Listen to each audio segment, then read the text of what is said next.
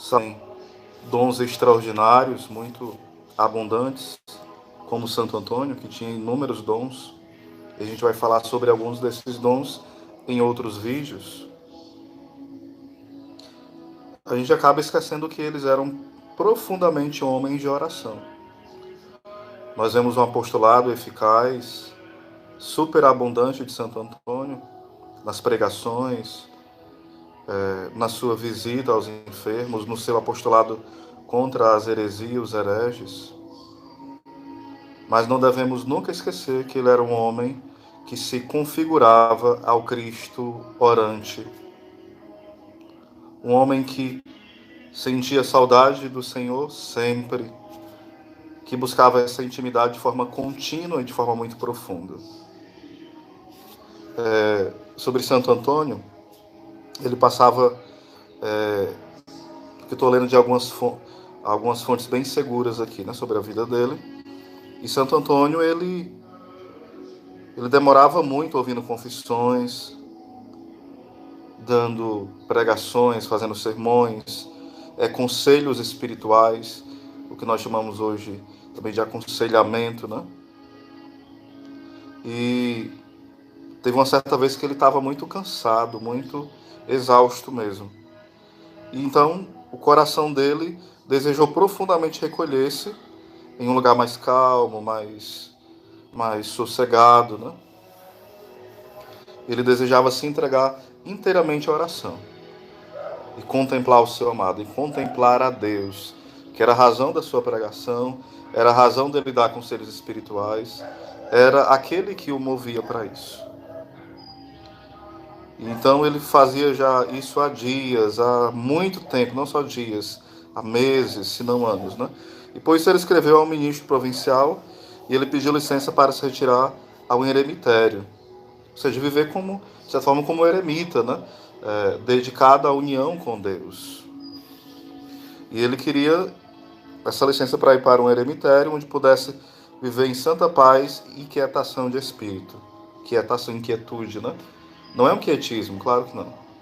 Esse desejo não era uma preguiça, não era um egoísmo, nada disso. Era um desejo profundo de uma maior união com Deus e de um maior tempo de silêncio.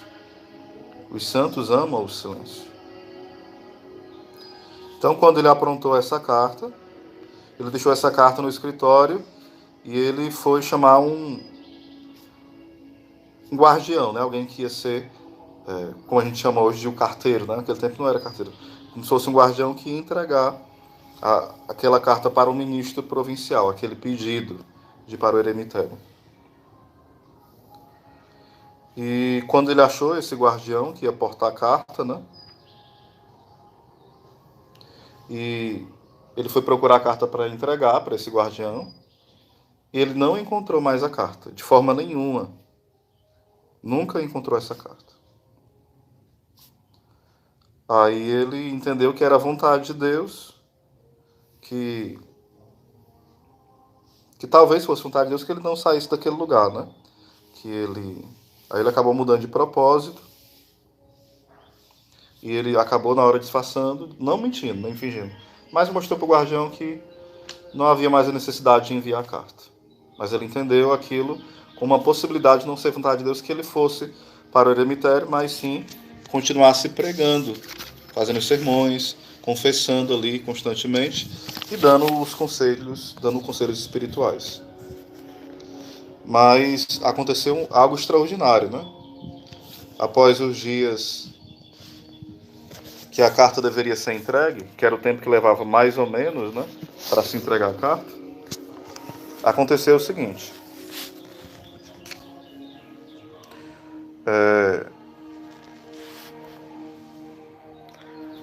O Santo Antônio recebeu, através de um guardião também, né, uma carta-resposta. E nessa carta tinha uma autorização para que ele se ficasse na solidão, né, se recolhesse e fosse para o eremitério e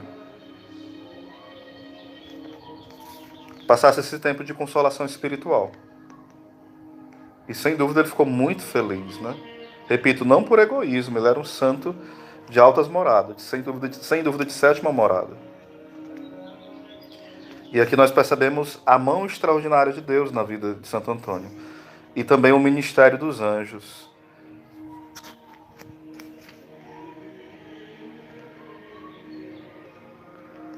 E na vida dos santos, os anjos são muitas vezes solicitados. E quando não solicitados, mas os anjos veem alguma necessidade, eles vêm em socorro. Mas também na nossa vida.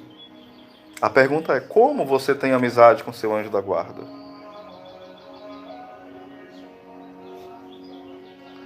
Qual é o seu contato? Eu não estou dizendo para você se mostrar, porque nós não devemos estar exibindo a nossa vida espiritual, isso atrapalha. Mas a grande pergunta é: você suplica ao seu anjo da guarda o socorro contra as tentações, a ajuda para ter uma vida espiritual melhor, para ter uma vida de adoração mais profunda, para ter uma vida de conversão à vontade de Deus mais profunda? Contemos com o ministério dos anjos em nossa vida. Os santos contaram. Os santos sabiam deste grande auxílio e não perdiam tempo, de forma nenhuma. Então sem dúvida, foi a mão de Deus, através desse anjo, que foi levando a carta para o provincial. E a resposta veio. E Santo Antônio, de forma humilde, se submeteu, achando que não era vontade de Deus dele não impor emitério, mas Deus, nos seus misteriosos desígnios, viu que era um tempo necessário para que Santo Antônio se robustecesse, né, ficasse mais robusto, ainda em santidade, em união com Deus, para transbordar nos sermões, para transbordar no momento de confissão, atendendo às confissões, nos aconselhamentos, no testemunho contra os hereges, no combate às heresias. O Senhor deu esse tempo de solidão, de união com Ele mais profundo, né? E será que nós temos esse desejo de união com o Senhor? Ou será que nós vivemos protelando? Não, à tarde eu rezo, à noite eu rezo, e vai deixando a oração para lá como se fosse um adereço, um acidente, como se fosse algo que não é essencial para a nossa vida? Tenhamos cuidado. Não esqueçamos o auxílio dos anjos, não esqueçamos também o momento de solidão. Nesse tempo de quarentena, a gente pode talvez se ocupar com muitas coisas sagradas, mas nós devemos nos ocupar com aquele que é o Santo dos Santos. Porque nós podemos, digamos, ouvir um exemplo, a missa, aqueles que não estão tendo missa na sua paróquia, né? Ouvir o texto, um exemplo, né? Ouvir inúmeras coisas, programas, pregações, filmes de santo, mas a gente pode esquecer de ter um momento de intimidade com Deus durante o dia. A nossa oração mental, ou alguns chamam oração pessoal, o estudo bíblico, o rosário, o ofício, momentos de encontro com Deus, que não faz você um egoísta, faz você mais unido ao Senhor. Ele toma sempre a iniciativa, e nós precisamos corresponder também a esta bela e grande iniciativa. É um outro milagre de Santo Antônio. Vamos contar aqui. Santo Antônio, uma certa vez, ele chegou no lugar para pregar, e uma senhora muito devota, né? Deixou o filho no berço e foi ouvir o sermão. O sermão de Santo Antônio é algo assim de aquecer a alma, o coração de qualquer cristão. Imagina para quem ouvia na época, né? Se os escritos já fazem isso, imaginemos para quem ouvia na época. Pronto, essa senhora, né, foi e deixou o filho dela no berço e foi ouvir o sermão.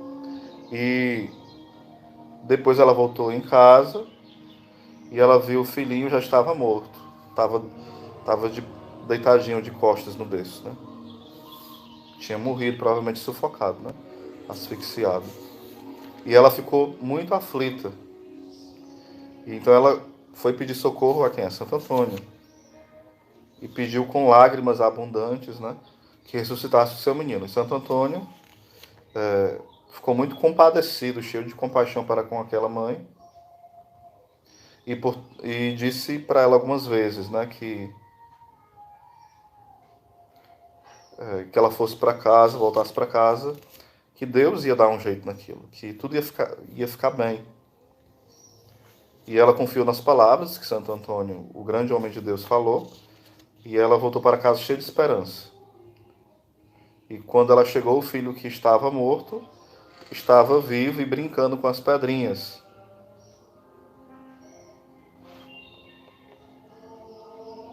E essas pedrinhas não estavam lá, mas de alguma forma misteriosa, aquela criança estava ressuscitada e brincando com as pedrinhas.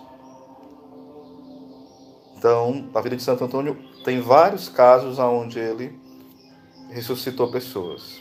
Ele sendo esse instrumento, esse ministro ungido do Senhor.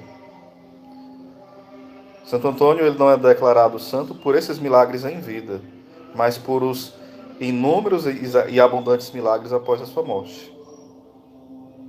Mas aqui esses milagres também eram fruto da santidade dele, não era algo à parte. Claro que alguém pode ter dons extraordinários, isso não é contra a teologia, e não ser santo, mas isso é muito raro. Geralmente acontece aquilo que Jesus falou, esses sinais acompanharão os que creem. Então Santo Antônio tinha uma fé, de fato, como Jesus fala, né? Uma fé que move montanhas. Então peçamos ao Senhor esta fé que move as montanhas. Que move, né? Em especial às vezes as montanhas do nosso vício, da nossa falta de adesão a uma busca sincera e profunda de santidade.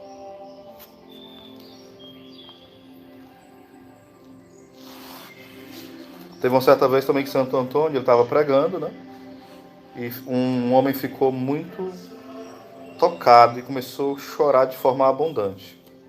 E gemia pelos próprios pecados. A gente poderia dizer aquela passagem de Romanos 8:26, que o Espírito vem a auxílio à nossa fraqueza e ora por nós com gemidos inefáveis. Sem dúvida, esse gemido é um gemido da alma, né? De arrependimento, de contrição profunda. E Santo Antônio falou o seguinte para ele, né? Que estava chorando tanto. Vai, escreve no papel todos os teus pecados que você consiga recordar e depois traga-me até aqui, né? Santo Antônio falou isso para ele.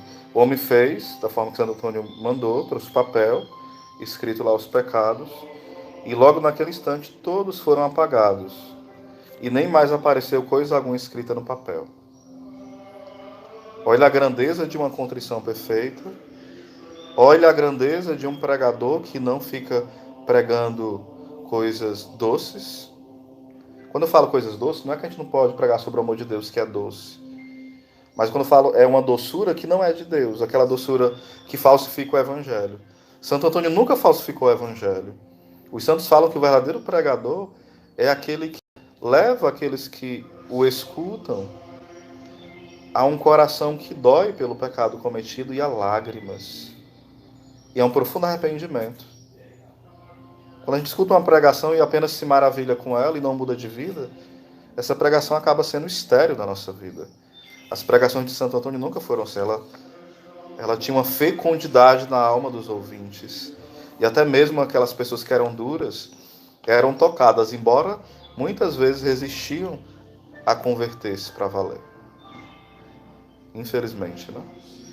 Então Santo Antônio aqui mostra a grandeza que é a contrição perfeita, a grandeza que é o sacramento da confissão.